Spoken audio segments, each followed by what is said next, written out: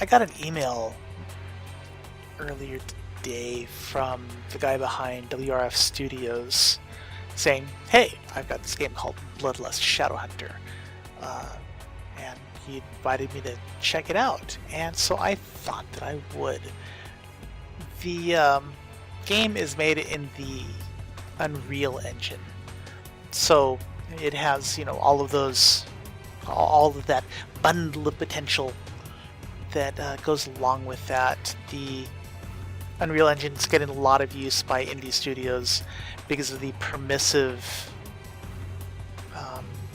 and very indie supportive options that it has. Like you can use it for free, and you don't have to give them anything until you get a certain number of products moved and stuff. So anyway, you can check it out. The graphics options are basically stuff that are going to be available to you because of the Unreal Engine. Motion blur, ambient occlusion, things like that. DirectX 11. So this shows you what the developers is putting into using in his stuff as he develops the game. As far as I can tell, there's only one coder behind the game. He is not the only person making models for it, but just based on what I'm seeing, it's kind of impressive. So you get to play a vampire, or you can play a Dhampir. If you don't know what a Dhampir is, it's a half-breed between a human and a vampire, however that happens. Famous Dhampir from popular culture are Blood Rain and Blade, and probably some others that I just can't think of. But as far as the demo goes, I don't really know what the difference is between the two. There's not really a lot of opportunities to see the difference between them, so we'll stick with vampire. The models are pretty nice. There's the male and female. For each of the three different classes, there's the male and female warrior, which is your strength class. There's the male and female witch, which is your magic user class. And then there's the male and female criminal, which is your dexterity class. And I think I'm going to check out the Charlie Sheen looking guy here. One thing that I do dislike about character creation so far is that the stats are not fixed throughout development. When in RPGs, I think almost since Planescape, stats have been pretty much fixed, and then you're allowed to allocate points as you see fit. The opportunity to make them random just encourages you to click the race until you get stats you like. Like here I have 24 dex, before I had 25. Well, that's not very good. Here I have 11 strength and 25 dexterity. So you can screw with these and work with them and just try to game the system. And as far as I can tell, they are not... They don't all add up to some number. It's just you keep clicking it until you get the ones that you want.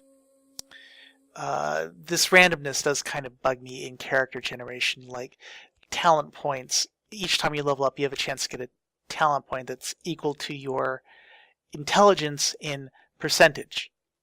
So it behooves you to start off with, an intelligence that's going to give you, something better than a 1 in 10 chance or 1 in 8 chance and so on. So, yeah. And I'm going to keep the name Spike for this. I have played through the entire demo, so I do have more than a vague notion of what goes on here. Before I go on, I do want to point out this Scades thing. There's the clan, which is kind of tied to your class. There's the Scades for the criminals, the Vangries for the warriors, and the Durkas for the magic users. And I'll get into this shortly. in discussing about character creation. So we're going to create the character. Now there's an intro video here that I'm going to skip through because the pacing in it is really slow. I mean, I like a lot of how he wants to use the ethereal, music to create a style, but it's really drags on. The essential game interface is either a style like this, where it's typical of almost any third-person game. But you can switch between this or the so-called MMO style, which, if you've ever played WoW, is absurdly familiar. Right-click to interact on things, and click to... Oh, nice. To shoot at stuff, which is different than WoW, but yes. Now, part of the reason why I said nice is because loot is all random in the game. So you kind of luck out here, immediately getting, a ring that's going to bump your strength and dex and stuff. Sometimes you get armor, sometimes you get, some really great stuff. This book of strategy seems to be fairly static. And it gives you some tips on how to not die. Don't go through light if you don't have any resistance. This includes moonlights because moonlights get magnified. And monsters can regenerate. And then there's this one dew that you will find out about later. I'm not going to go through the whole demo here. Just want to give you an idea of what combat is like. So here's this guy, and I'm going to shoot him, or try to anyway. So with ranged weapons, clearly you want to use the non-MMO style.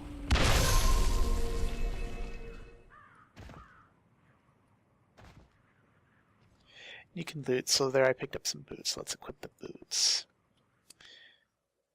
Don't know anything about those boots. Oh, and when you start off you get...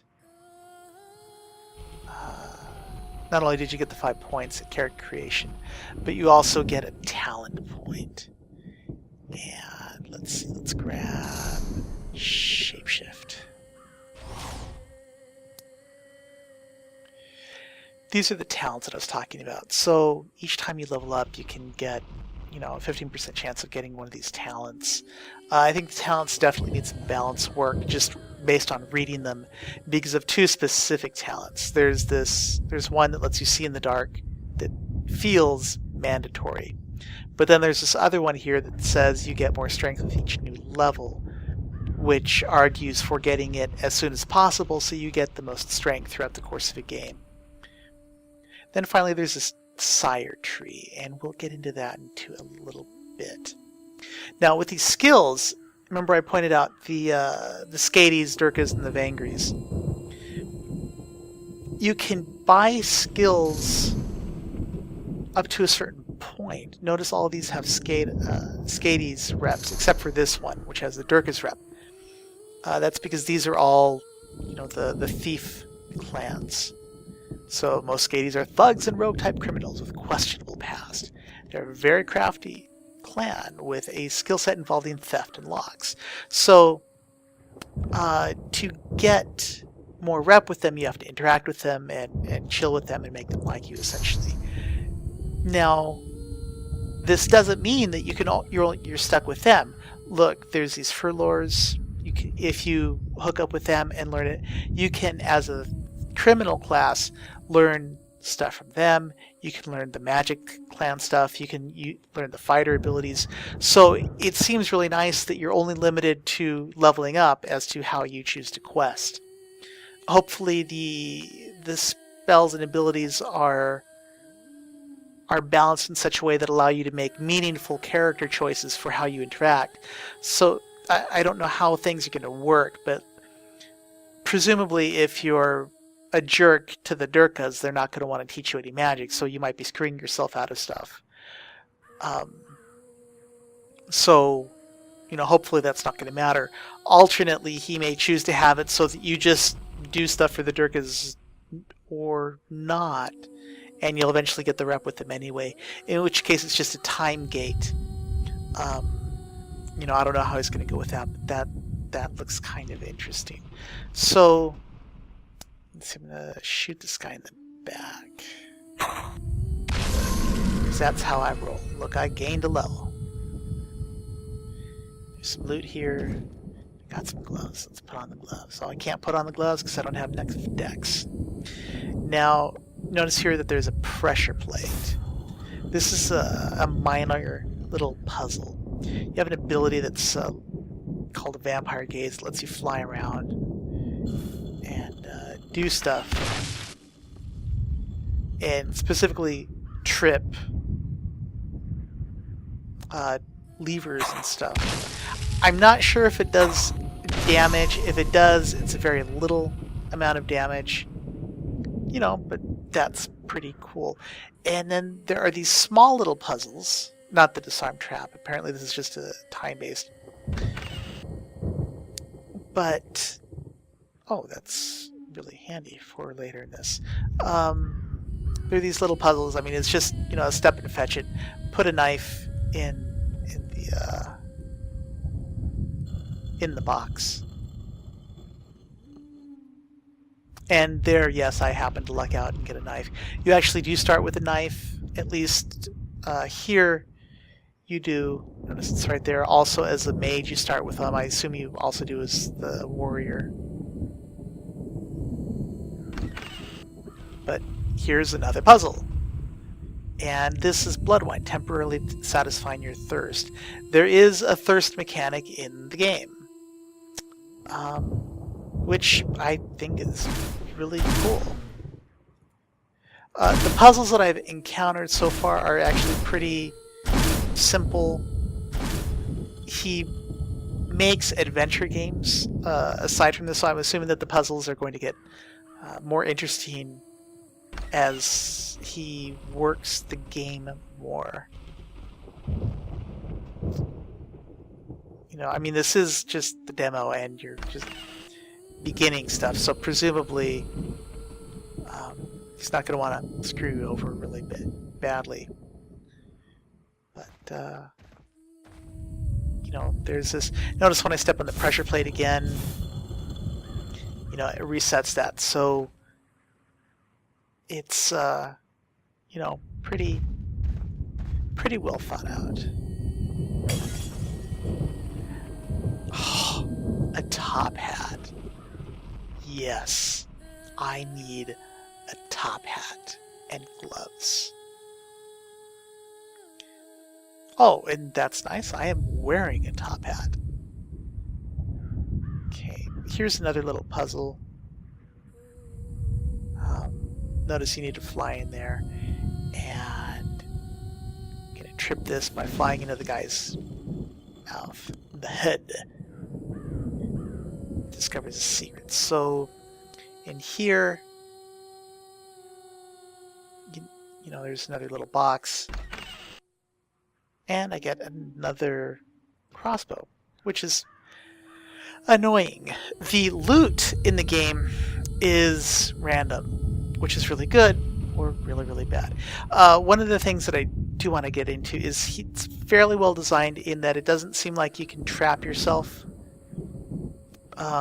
If you exit the game and you come back in, you'll be in here, and that door will be closed, but he has thoughtfully provided a lever that you can actuate and get out. So, let's see, let's go ahead and level up. Put some into dexterity, so now I can wear these nice gloves that increase my lockpick chance. And this requires 20 true strength to put on. So let's go ahead and put points into strength. Why not?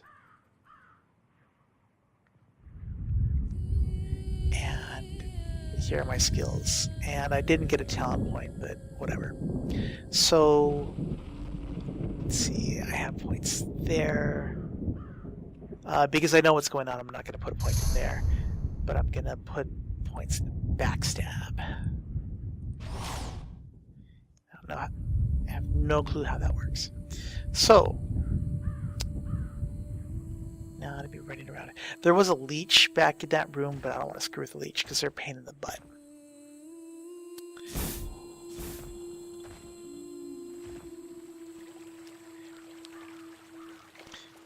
So, coming over here, you encounter a bum. And you can bite this bum.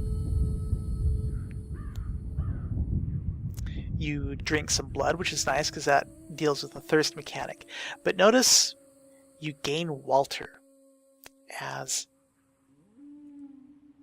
a created guy. When you start off, you're right here, and you don't know who your sire or grandsire are. But notice now I have sired a bum named Walter. And I believe Walter is always the first bum you find. There is another bum running around, but I don't remember what his name is. Now, Bum Walter is currently sleeping. I can send him to find loot, which is really great. I can have him spawn on top of me. I can send him to guard, and I can have him sire other dudes. So, this is actually really awesome. You can also, you know, take his junk. Unfortunately, right-clicking doesn't work, but you can fix that by going into the other mouse mode, and then it works. But there is that, and you know, you hit L, and he's off doing stuff, and I think that that is a really cool mechanic. I believe that if he goes over and like kill stuff, you get the XP for it, and you can also level him up, which is just like freaking great.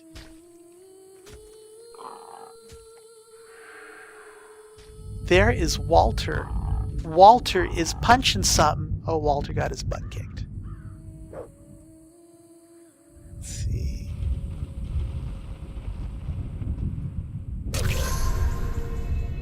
Poor Walter.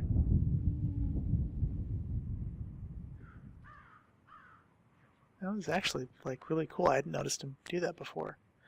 So this sunlight probably gonna be. Oh golly.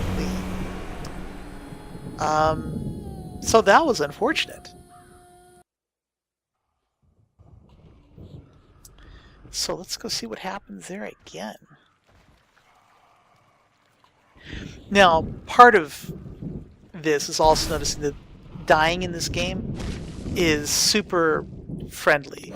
I mean, you literally, you know, the autosave is super frequent. I don't feel like I've ever missed out on something because I didn't get it, because it seems like you get the autosaves are generated almost all the time. So here is this sunlight stuff, and you can fix this probably by doing that.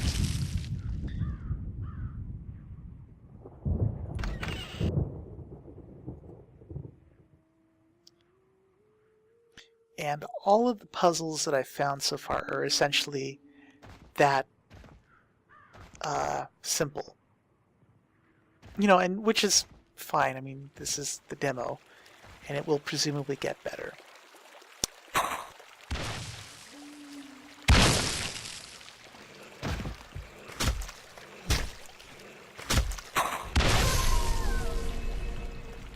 That's not what I want to do. Here we go, shapeshift.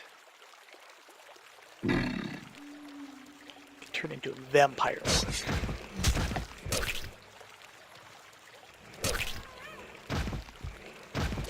Apparently I get my butt handed to me by these dogs. Wolves.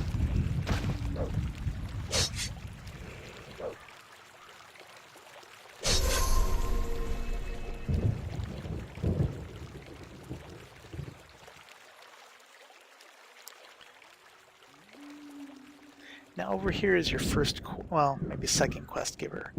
Look, And all the beauty is guys finally here so awake. far seem to be voiced, How which is is she now? cool.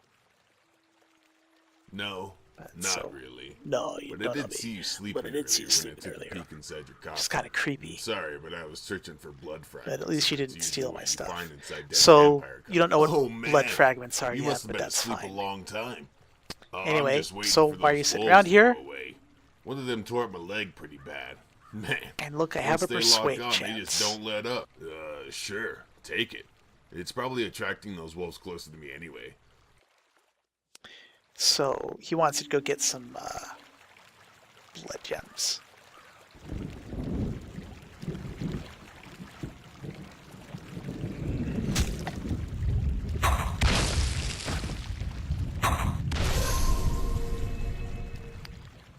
Now, if you'll notice, there's a quest tracker over there, and it's really kind of clear that some of the inspirations here. The map also, it's really nice in that it tells you exactly where to go. And we'll just go ahead and do this quest. Oh, crap. So I mentioned that I believe that the alternate control scheme is called an MMO scheme. And it's really kind of obvious that there's a very strong MMO vibe to this.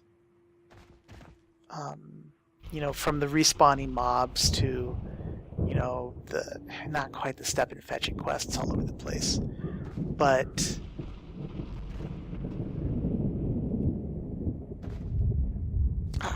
can't get up there. Here we go.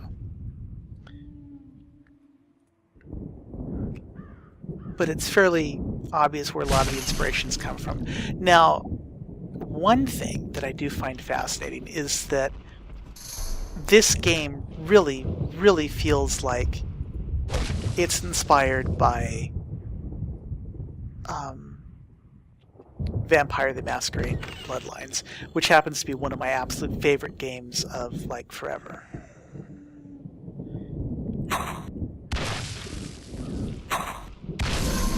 And when I commented on this to the author, he said that he had never played it and only checked it out as a result of everyone saying, hey, this is a lot like Vampire the Masquerade Bloodlines.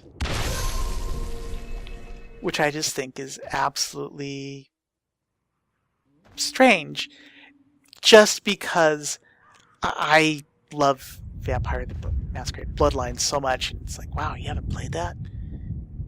You know, go play it. It's like one of the best games ever. Green roach. Oh, it really is a green roach. It's not like a marijuana thing.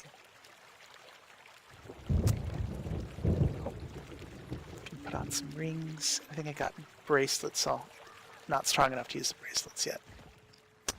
So now let's go back over here and engage tutorial quest number 572. Have you found my bag yet? Crap. I want to get it. Oh, I can't. Thanks. Since you helped me out, I guess I could teach you So, some insight. you get It's some a skill XP, that you helps also me get find a rep few with the fragments, and it might Flores. help you find whatever you're looking for, too. You want me to teach it to you? Yes. There you go. Give that a try. In fact, I think there's a secret wall over there behind me. So, this... Well, as soon as we get the dog dead. Poor puppy. Now, this ability is like, you know, having NVGs, and you absolutely need it. Notice I turned off the flashlight so you can see the difference between how things look with and without it. So it's really important. And then there's the use secret site to get out. So again, there's the hand holding saying that you need to, you know, that you don't need to worry quite so much.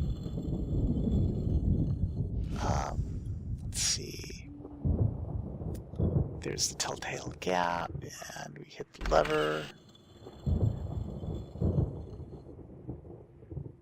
Let's see how far out we can go. Oh, crap. Okay. So now, here I'm about to die again. This is a platform that triggers a trap that you can just jump over. But there's a snake, which is a telltale that if I screw with that snake, I'm gonna die. You know what, I'm not gonna kill myself. But trust me when I say that, hey, that snake shoots fire.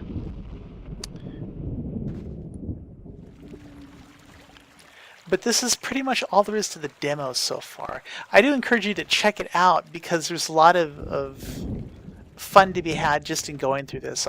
This is not the most replayable thing ever yet, but the demo can be blasted through in probably about half an hour.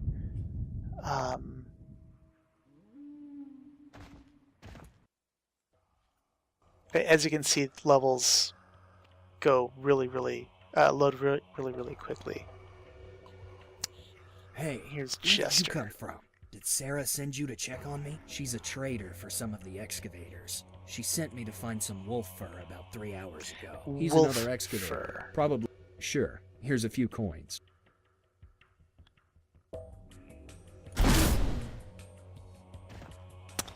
And that is, these guys right here are pretty much all of the people around here. There's one more guy that really looks like Smiling Jack.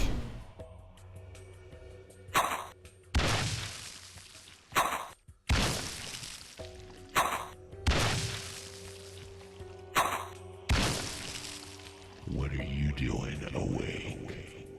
Well, maybe it doesn't look too much like Permanently, yeah. Smiling Jack. You Looks more like one of the Sabat dudes. But anyway, this is pretty much it. So you talk to Sarah. You must be the new fledgling, huh? Brock mentioned you. But don't get any ideas about trading here. This is not some local grocery store, you know. This trade shop is set up strictly for excavators of the ruins through an agreement with my group's leader. However, I am in need of some wolf fur. I probably shouldn't. Wolf But if you can find fur. some fur, I might make an exception for you. So, bring her some wolf fur, and it opens up the trade store. And that's... I mean, there's more to the demo than just this. But so far, this is pretty much it to the game.